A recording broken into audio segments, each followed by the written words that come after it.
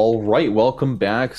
Apologies for the technical difficulties, but looking at things again, trying to continue our last thoughts, Nebraska Lincoln find themselves in a really strong position. They're up 16.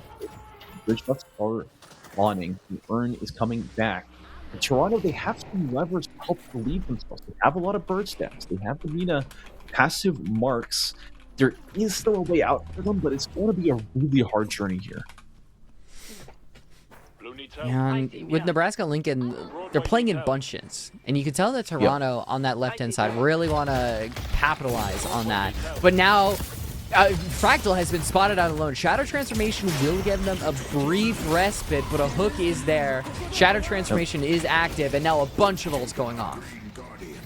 The Shadow Transformation able to buy them the time that they need to escape, and for the rest of the team to give them a little bit more support. The Hyper Beam is a little bit more than wishful in attempting to damage, just buy some more zoning, potentially even clearing the wave.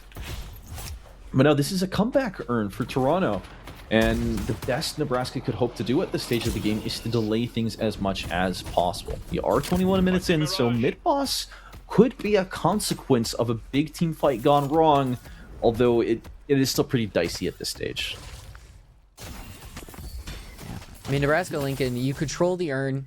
You control whether or not it's even deposited. You could just send Woody Seth into the base and then have all of Toronto come coalesce around it while the rest of them continue to fight. And I think that's exactly what they're doing. They're just wasting time for everybody else to continue farming, pushing up these lanes, because now Styler has to worry about that right lane, which allows the mid lane to be pushed up, which allows the left lane to be pushed up. It is just the art of wasting your opponent's time. Sun Tzu. Well, I'm definitely going to pick up that book. Now, Johnny finds himself going in really deep, but the shoulder charge pulls him back out under the walker, gets pulled back again by Woody Seth. Nobody has control over where they're going here. And this fight is in full force. We see Arctic there trying to hunt down Big Fat B, that isolation damage. Sometime, though, ends up being the first to fall as he Guided Owl moving forward in slow motion, hunting out its targets. On the other side, though, we see Ivy going in deep. Dreamline missing that stone form. We see another attempt. Arctic barely falls short of doing enough damage to secure the kill there on Big Fat B. Wow. I mean, deaths for walkers, you'd love to keep them alive, but taking out that walker is unbelievably massive. And it's unfortunate you're going for the... You have to just let the Urn drop happen, but at least you're going to be able to continue to let Shromo just become an absolute raid boss. Yeah. 30,000 souls in their back pockets. They spent a lot of it. Now they're approaching this mid-boss. Toronto have all of their eggs in one basket, the same as last match. Will it pay off for them twice in a row? They're able to secure all three of those rejuves, but what's different this time is Nebraska. They did not funnel into the pit. They're going to take their loss, and Toronto now have another 3.5 minutes of advantage across this map. Let him come for me. Like always, you just spend a little bit of time fixing up those lanes, simply because your opponent has to give you that respect because of those rejuves. And so Shromo has decided that, enough farming. We've spent 20 minutes doing that, 50 to 20 minutes doing that. Let's play around the camps. Let's see if we can force back some of the opponents, because you have such a massive soul gap up against almost everybody except Misclicked. You got to make use of that. You have to be active in these fights, and you have to drain out these rejuves, because University of Toronto, along with everything, with the Urn, with the deaths, with mid-boss, we're fully equalized. Yeah, there's not much more to it. Being equal in a situation like this is very positive for the University of Toronto. Their composition is skewed a lot earlier than Nebraska Lincoln's. They have that diversity. They have that power to split their hyper carries, and they're able to they scale ever so slightly better. But what Toronto has in spades is they have that team fighting ability. It's what's got them this far And with Styler piloting that Venator in that back line, I have a lot of faith in that team to pull through when ultimately everything does come crashing together. I think Nebraska Lincoln have also done a good job at getting a little too antsy for kills. I mean, we've seen it before where Cloud tried to take down Styler, and then Arctic almost took down Big Fat B, but ended up leading to a death, which continued to snowball. It's almost kind of like baiting your opponent into rushing toward you because they see, you know, that critical HP. They go a little bit farther than they should.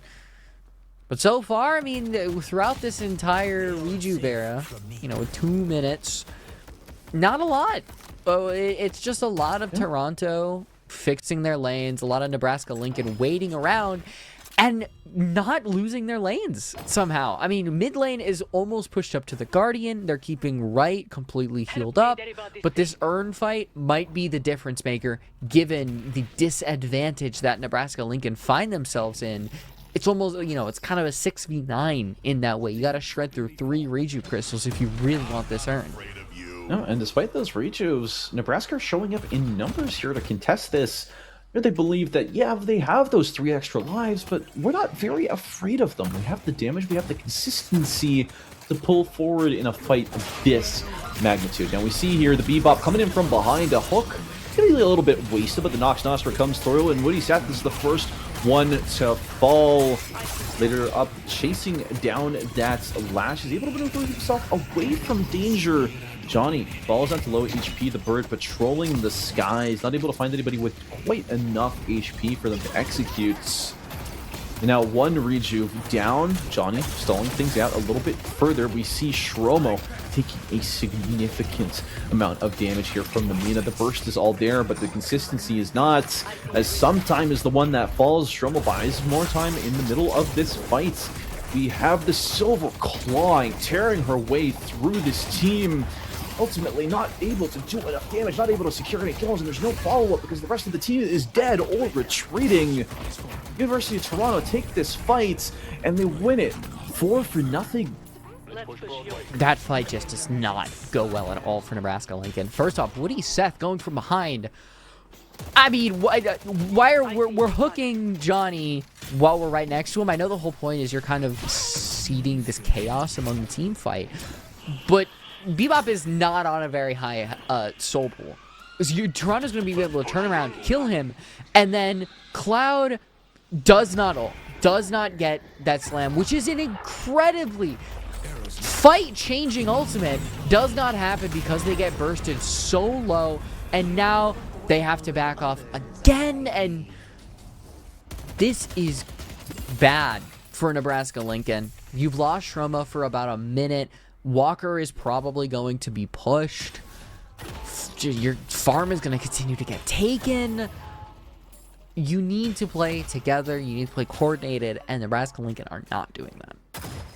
The one silver lining that I would give the Nebraska roster in all of this is Toronto have almost been dropping the bag a little bit on this wave management. You commented on it before, but when they had the Rejuve, the lanes stayed shoved in for a very long amount of time. You saw how Toronto were so afraid of losing any members, of losing Rejuves early, that they were starting to group and they were really dropping some of their wave games. So even seeing it right here and now, they really have a lot to pick up on, a lot of pressure to put out, and it allows Nebraska to have some time to breathe and to slow the game down again, prevent things from snowballing out of control.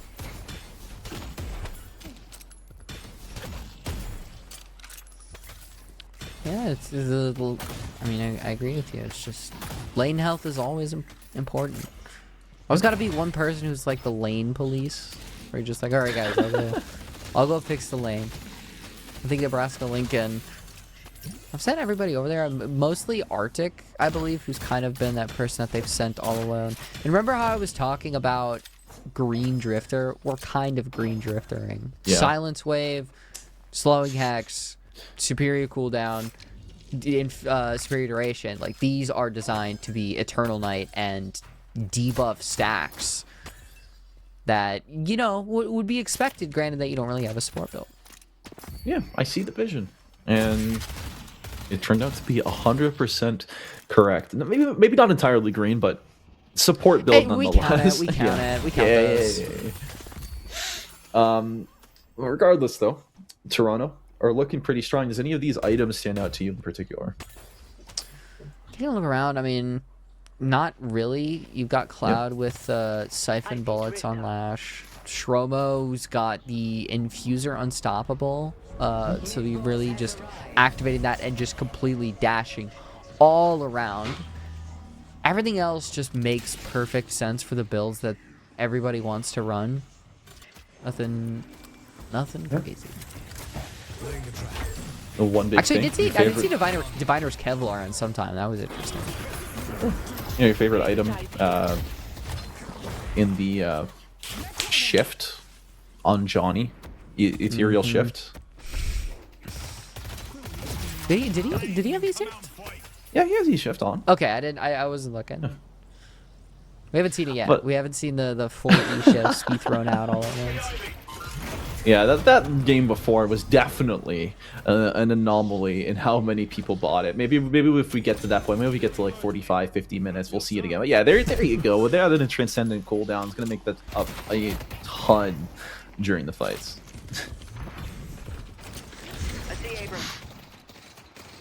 Looking for this engage though. University of Nebraska-Lincoln, they're really chomping at the bit here to try and find an angle, especially considering how University of Toronto, they're escorting this earn, their attentions are split. It's going to be a mid-boss rush call. Nobody on Toronto is ready for this. Only Johnny is approaching the pits, and the rush is a little bit slow as Toronto, they're able to group up on top of it. Misclick popping the Noxos for a little bit early, gets hooked in by Woody Seth. Now we see Dreamlight in position, the Unstoppable on the Infernus, and it's going to be an all-out brawl. The parries are real. It is going to be a rejuve going the way of Toronto. Make that 2. Nebraska-Lincoln, they lose 3 members. Toronto stand on top. It's a great play idea. They just do not kill mid-boss quick enough. That's the only problem. It allows University of Toronto, the moment they hear that roar, they immediately turn around, zip over. You see Nox Nostra pulling out the silence, so that actually shuts down a lot of abilities that would activate for that mid-boss contest, and then it's just a... I mean, I want to see anybody try to decipher the 2 seconds that occur where everybody is literally gathered around the Rejuve Crystal. Parry, melee, unstoppable, parry, melee, everything is all happening. But it's University of Toronto, thanks to that Nox Nostra, thanks to the stone form, everything. They get a crystal, they burn a crystal, and now... they're probably going to get the final walker on the right-hand side. It is not looking nice for Nebraska-Lincoln. Silver lining here, though. Nebraska are all coming up now in a couple seconds. Toronto made quick advantage of this play to shove out these lanes, so they have a lot of unspent souls sitting in their inventories. Now, the 2 rejuves are a really big deal. Toronto now securing themselves a 40k soul lead. I feel like it's only a matter of time before we see that final death march towards Nebraska's base. Might as well take a couple sinners close to that tier 4 item, which I'm sure is being built directly into using E-Shift more. I don't know. I think you've got these 2 minutes. Just continue to farm up. We go back to game 1. All that teams really could do is just wait it out. When you're in this situation, you don't really get a chance to make your own decisions simply because the team has overwhelming majority when it comes to souls. They're usually going to take up your farm. You just have to sit under the lane, not let it go into your base, and then discuss about what you're going to do and how you're going to win the next fight. Talking about massive bags, I don't know if you caught that. Misclicked has 10,000 souls sitting in their inventory, still clearing out some tier 3s, just being a little cheeky. Wow. So that big purchase, that shopping spree, is going to do wonders for this team. I see Nebraska, you're buying your time, doing the best you can. This is really in Toronto's hands at the current moment. Where is the execute going to happen? Is it going to be off of a hook? Can you pull somebody in to completely isolate them? Or is Woody going to go down immediately? Nox Nostra comes through, shuts down Woody Seth. The airdrop as well with the silence, going to act as a nuclear deterrent. We see the Death Slam come through into the spawn. Dreamline is the first one to fall, and it's going to be the second one claimed up by Fractal. No more safety net yet left for this team, and Fractal's only at 1 HP. Dreamline as well in this corner. They may have gotten 1 kill off of Rip, but that is 4 back-to-back that Nebraska Lincoln have had to claim in Toronto. All they have for it are 2 shrines. Is going to be engaged here onto Styler, who pops the ultimate, takes down Sometime, gets traded back in the kill trade with Arctic. University of Toronto, this is not as clean as you would have hoped for. This offers Nebraska an opportunity here, an angle back into this game. E-shift popped here for Johnny to avoid a lot of potential damage. A second Nox Nostra has hit Silver and takes her out of the picture firmly. You see Misclicked here, get stuck with that bomb and a slowing hex after that too. Is able to barely manage to limp their way away from this one. Walking into the space, 2 rejuves, leaving in a 3-for-3 trade and not even down to the patron. Oh, ouch. Yeah, now you don't get control of Urn. You have to wait for Silver to come back, so it's going to give your opponent a chance to, you know, keep that oppressive lanes that they have over you. I mean, even the Walker is still up. You're not going to get a chance to cap that. Might be at the point where we're just waiting out the clock. 50k difference between Toronto and Nebraska Lincoln. This is a team that went down 2-0 up against Nebraska Lincoln, and it seemed like after the first map they might fall the same way, and then they win map 2. Adapt or die. They adapt, they survive, they go into map 3. Misclicked. The Mirage 1 trick, at least according to us tonight, hops onto the Mina. 55k souls. Disgusting performance. The Nox Nostras have been unbelievable.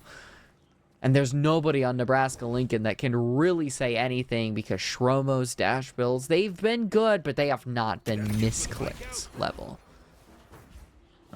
Another E-shift has hit the deadlock game. There's a lot of extra survivability that it affords you. And both of these teams, they obviously value it very highly. University of Toronto sitting here on this mid-boss frame 1. That's the speed that you like to see it executed at if you're trying to do a mid-boss rush. And Nebraska Lincoln are funneling in. The Shadow Transformation comes through. The Unstoppable procs. The Spirit Snare on top of the ground. Ultimately, University of Toronto, they're there to claim 3. And Nebraska find themselves grossly out of position as Shromo is trying to make their great escape. Gets cut down. And actually manages to survive a little longer than most would have hoped, but the Nox Nostra ultimately is their downfall. Unfortunately, Nebraska Lincoln, they made it this far. They lose in the upper bracket final. And barring something unbelievable, they are going to lose in the lower bracket final. And 3 kills, a 3v6. The Death Slam gets 5. Whoa. That's unbelievable, but it is nothing. Doesn't even put anybody to half HP. This game is over. University of Toronto overcome their expectations. They overcome history to claim this series 2-1 in, I don't want to call it decisive fashion because what we saw in game 1, but after that, they were in the driver's seat. They felt in control most of the time. Yeah, they really did lock in for that latter half of the third game. They controlled the narrative. I mean, I do want to commend Nebraska Lincoln. I believe going for that mid-boss play was the right call. Absolutely. You have a team going for Urn. You're down. You can completely change the entire game, but it just did not work on execution. They did not burst down the mid-boss, and it felt like that was the thing that cemented the entire game, and we were just waiting out the clock. And of course, MVP. I think Styler Has Venator been MVP in every single match today? If I that's think not a so. true fact, it feels like it at the very least. That's incredible. I've seen this post so many times tonight. Yeah. Most definitely. And I don't think that anybody deserves it more than Styler. You could make an argument for Misclick, but I think in terms of consistency, in terms of overall impact, you have to give it to him. Yeah, I mean, here's the difference is when I think of Misclicked, I think about the Nox Nostra silences. I think about how important those silences have been. Versus with Styler, it has just been overall damage, bar for bar damage, and a constant threat. And that might be the difference between whether you think, whether it is Misclick or whether it is Styler. It doesn't really matter because they both had an unbelievable impact on the game and were key reasons why they went over the edge. And that gives University of Toronto that lead that they need. It allows them to go into the grand finals, right? They're going to be playing up against Northwood University, who, might I tell you, they haven't lost a single map this entire season. They have been a dominant force to be reckoned with. Everybody that's stood up against them has fallen.